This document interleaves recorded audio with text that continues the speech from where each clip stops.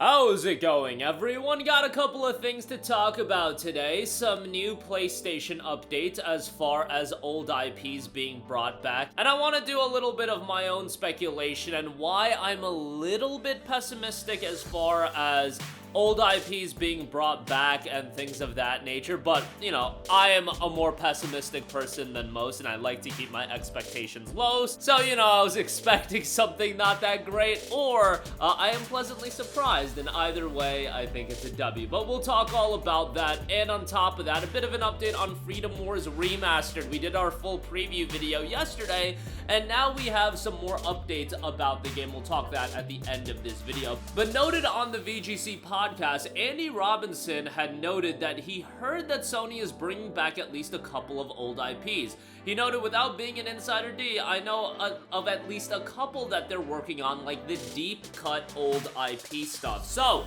I do believe that they are going to be bringing back some old IPs and utilizing old IPs like Herman Hulse said, leveraging their existing IPs, but I do expect it to be done in a variety of ways. What I do expect is something like that God of War Greek collection to ultimately come to fruition. That is God of War 1, 2, and 3, God of War Chains of Olympus, and Ghosts of Sparta. I always seem to forget the PSP games, and I love the PSP games. The PSP games were great, but I see something like that coming to fruition at some point. I could see, you know, an Infamous remaster at some point happen. Do I expect them to sink $200 million to facilitate the creation of a new Infamous, to facilitate the new creation of, let's say, a Jak and Daxter? That's where I'm a little bit skeptical of, and that's where I think you do have to pump the brakes on it a little bit. Could I see them, you know, doing a smaller scale game, which is totally fine. I'm totally for a smaller scale game utilizing an existing IP like a Sly Cooper, like a Jak and Daxter. Yes, I could see that, but I do believe that Sony would be trying to do something like that more so recently and greenlighting a project like that in 2023, and even then it would take a 3-year turnaround. I don't think we'll be getting a game like that this year. I could see in 2026. This year, I think the best case scenario is us to get some remasters and titles like that. Maybe they'll surprise us and there will be something, but even look at like Ratchet and Clank Rift Apart. That game was an expensive game, and that is utilizing a long-standing PlayStation IP, and I don't know how they view that game from a success standpoint. I don't think they view it that strongly. I love the game, but that game also, to be fair, came out in 2021. There weren't a lot of PlayStation 5s out there at that point, so that is something to consider, but I am really curious to know how Sony viewed the success of Ratchet Rift Apart. That was a game that on PC didn't do exceedingly well as well, but, you know, that's an IP that I do believe will stick around. I just don't think we'll get games consistently. I mean, Ratchet was a franchise that you were getting games every couple of years. I don't think we're gonna get a new Ratchet game, if that leak was to be believed, until 2029. But I could see them doing a Ratchet Future collection. That's them also utilizing and leveraging an existing IP. Remasters aren't gonna be as gargantuan of a process as doing a ground-up new title in said franchise, so I could see that being a way that they leverage old IPs. And my expectations out of Sony are so low these days that them saying leveraging new IPs and it being remasters of games that we actually want, not a Days Gone remaster, not a Horizon Zero Dawn remaster, which, as good as Horizon Zero Dawn remaster looks, and I think it looks quite good, there are a bevy of games that, if you're not going to do backwards compatibility, could actually use a remaster. Infamous 1, the Resistance games, the Killzone games, the Ratchet games. There's so many titles in that era. I'm not going to say the Uncharted games, but you could port the Uncharted games to PC and Steam, and that would be leveraging your existing IPs. I do question, because I do see a lot of people pointing out Killzone and Resistance. Look, my opinion on this, and you guys know how big of a fan of Killzone I am. I would do anything for a Killzone 2 remaster with full multiplayer. The issue that I have with that, just looking at it from Sony's lens, Sony is very much wanting their player base to dive into the live service games. Their Concords, their Fair games, their upcoming titles that they're coming out in this live service sector. The idea of a Killzone remaster, I think, in a vacuum would do really well. You drop Killzone 2 or the Killzone trilogy with full multiplayer, you drop it on PC as well, You price it at whatever, $40, $50, $60, I think it would do incredibly well in a vacuum. But at the same time, you're releasing these games that are the old style of multiplayer games, and you're almost competing with yourself, because you want these games like Fair Game to have your biggest chance for success as possible.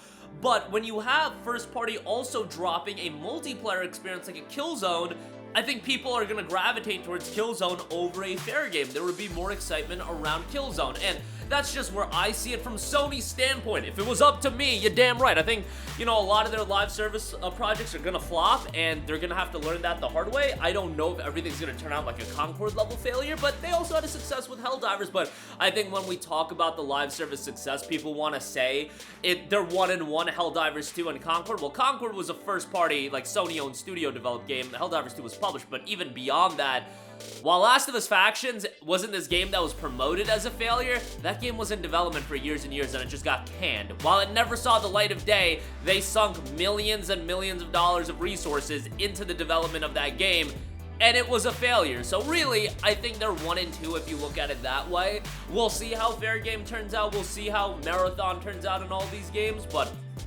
you know, like I said, I think live service has a place in the gaming ecosystem. What I am just concerned with as far as wanting a Killzone remaster and a Resistance remaster isn't, obviously, me personally, release those games. I don't give a damn. I just think Sony, from their vantage point, are gonna think, hey, why would we release these remasters of these multiplayer games and, you know, create multiplayer servers for them if we're not gonna make residual revenue off of them? They can't sell you cosmetics in a Killzone 2 remaster. They can't sell you the upcoming Battle Pass in Killzone 2 unless they bake that into it, but I don't think they would do that. You would kind of have to restructure how a game like that is completely done. You know, that's my 2 cents as far as the idea of them leveraging the IPs that people do want. I see Warhawk all the time as well. Like, yo, I loved Warhawk back in the day and Starhawk, but those games I just don't see coming back with their multiplayer. Could I see a Killzone campaign trilogy? Sure. How many people would get excited about that? I'd probably play it, but that's not something that would get me super excited. A Resistance campaign trilogy as well. I would play it. I actually really like the Resistance campaigns, but would that get people super excited? That's just the only pushback I have when it comes to talking about things like Killzone and Resistance. It seems like Sony has a different model in mind, and most publishers do, to be fair. They have a different model in mind when it comes to the multiplayer experiences they want to offer. They don't want to offer you the Killzone style experiences, the Resistance style of experiences. They want to offer you the Concord style of experiences where there are all of these heroes, and the idea of Concord was obvious. Yes, it was a $40 budget title, but the hope was always that you would get emotionally attached to these heroes, and that's why they have such, you know, ridiculous character designs to us. But they thought that they were cooking with gas, and they were gonna put something out that people were really gonna get emotionally invested into, and, you know, then buy the skins, get invested into their story arcs, etc., etc. Are you just gonna get invested into the story arc of Hellgast B? You know, I don't know, maybe you are, but I don't think Sony views it that way. And usually when I talk about things negatively like this, it's me talking about it from Sony's point of view. I just don't think Sony views Killzone as this long-term monetizable experience like they did a Concord. And it doesn't matter whether or not Concord is a failure or not. It got greenlit because Sony viewed it as this potential gargantuan moneymaker for them. I don't think they view Killzone like that. I do think they view Fair Game like that. I do think they view the other live service projects that they have in the works like that. I don't believe they view Killzone like that. And that might be a tough pill for some people to swallow, but I think that's the bitter reality. So take that for what you will. Moving on from that, I do want to quickly note Freedom Wars Remastered has gotten its systems trailer, giving us a little bit of insight as far as what to expect out of the game. It's your pretty basic remastering stuff. Don't expect this to be a blow-away, ground-up remake or anything like that. It's priced at a budget price point, improved visuals supporting 4K resolution and 60 frames per second. You've got an adjusted game balance and increased difficulty Deadly Sinner mode. I know people that thought the base game was fairly challenging, so them adding a Deadly Sinner mode, that'll be something I think people are going to be excited to check out. Hopefully it'll be accessible for those that want an easier experience as well, but We'll see how that turns out. Control customization features and updates to weapon crafting and more flexible upgrading as well will be available in that. The system trailer is quite lengthy. It's about 5.5 minutes long, and it goes over some of the gameplay elements as well. If you've never played Freedom Wars, I would certainly say keep this on your radar. You've also got control settings as well, and you can change control settings and control mapping and new customization features that lets you personalize them, which is great to see. Remember that the game will be 60 frames per second on PlayStation 5. It will be 30 frames per second on Nintendo Switch and PC, obviously. It'll be whatever. You've got a very big focus on character customization as well, so you'll be able to spend some time with that. Very excited to check out Freedom Wars Remastered. We went over it yesterday, but the how long to beat has the main story pegged at around 29 hours, but if you want to go for, you know, the main story and the side, it's north of 40 hours, and then a completionist run is legit 60 to 70 hours. So this is a lengthy game with a lot of content. I probably won't be going for the absolute completionist run. There's just way too many games coming out to invest 70 hours in this, but playing through the main story, I think I'm gonna have a pretty good time with it. And I was a big PlayStation Vita guy. I remember when they revealed the PlayStation Vita, man, I thought the ceiling was so high, but ultimately there were just some shortcomings with it. The memory card being proprietary and overpriced, Nintendo slashing the price of the 3DS right before the Vita came out. I think that was ultimately the death sentence, especially with the 3DS expanding its game library by that point. Like Ocarina of Time was out and all these quality games, and you're talking about the Vita had a decent launch lineup with Uncharted Golden Abyss, but then there was, you know, there wasn't the consistent output. Although Gravity Rush, Killzone Mercenary, there were certainly great games by the end of the Vita's life, but just thought the 3DS had more depth to its library, and it was significantly cheaper.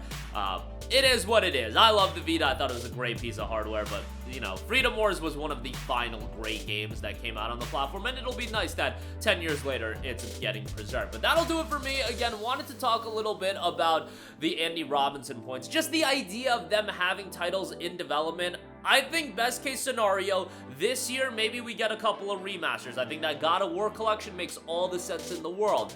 Them leveraging old IPs to create ground-up new experiences, I just don't know how likely that is. Like, I truly do believe Sony looks at revitalizing a Jak and Daxter, or revitalizing a Sly Cooper, and what they would rather do instead of creating a ground-up new game is why not take that money and invest it into a live service project that has the potential, at the very least, to create residual revenue for years and years. What's the point of bringing back a Sly Cooper? And then in the case of Killzone and Resistance, these multiplayer experiences, I just don't think Sony wants to be associated with multiplayer experiences like that. I think they're very much would rather get into the live service model where they can make money for years and years. I think Sony is super into the live service model, even with Concord being a disaster. I think a disaster when you're going after the live service bag is to be expected. You can't expect all these games to pop off, but yeah, we'll see if they get a couple of pop-offs outside of Helldivers 2. Freedom Wars Remastered, incredibly excited about that. That'll be out January 10th, and $39.99 for the base game. There is a contribution edition for $50. That edition isn't really worth it. I would stick to the base game, but that'll do it for me. Let me know all of your thoughts in the comments section down below. Sound off there. Thank you for watching, and goodbye. Hey guys, we hope you enjoyed the video, and if you did, make sure to hit the subscribe button, and if you're already subscribed, do us a favor and hit the bell icon. This way you'll be notified whenever we post a new video. That's the best way to keep up with all of our uploads, and we usually try to upload 2 videos a day. And with the bell icon hit, you'll be notified whenever we do upload a video. As always, thanks for watching.